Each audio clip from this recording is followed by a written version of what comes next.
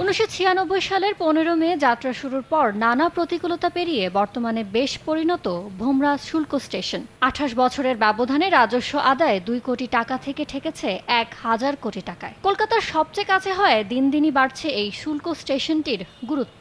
মালমাত্রা বেশি আসবে ততই আমাদের আয় বৃদ্ধি হবে, গাড়ি ঘোড়া বেশি ঢুকলি আয় বাড়বে। সিএনএফ এজেন্টরা বলছেন, ভোমরা বন্দরে ওয়্যারহাউস না থাকায় আমদানি হচ্ছে না উচ্চ শুল্কের পণ্য, রয়েছে ট্রাক টার্মিনালের অভাব। এসব কারণেই হচ্ছে না প্রত্যাশার মতো রাজস্ব আদায়। যদি স্থলবন্দর আপনার শেড এবং আপনার অধিগ্রহণ কার্যক্রমটা দ্রুততার সহিত হয়, গাড়ির সংখ্যা বাড়বে, রাজস্ব বৃদ্ধি পাবে। টার্মিনাল না থাকার কারণে প্রচুর জ্যাম বেঁধে যাচ্ছে। অবকাঠামো কম থাকার কারণে পর্যাপ্ত গাড়ি ঢুকতে পারতেছে না। বন্দরের এই ব্যবস্থাপনার উন্নয়ন হলে 8 থেকে 10,000 কোটি টাকা রেভিনিউ পার বছরে এই বন্দর থেকে সরকার আয় করতে পারবে। অর্ধেক পাউডারে দ্বিগুণ উজ্জ্বলতা, নতুন রিন অ্যাডভান্সড অর্ধেক পাউডারে দ্বিগুণ উজ্জ্বলতা। বিদ্যমান সমস্যা দূর হলে সহজেই রাজস্ব আদায় 10 গুণ বাড়বে বলে মনে করে ভোমরা স্থলবন্দর আমদানিকারক সমিতি। যদি আপনার ওয়্যার হাউস এবং রাস্তা, পার্কিং ইয়ার্ড এগুলো অতি দ্রুত এখানে হয়, সেক্ষেত্রে 1000 কেন 10,000 কোটি টাকার রাজস্ব আর্ন করা সম্ভব।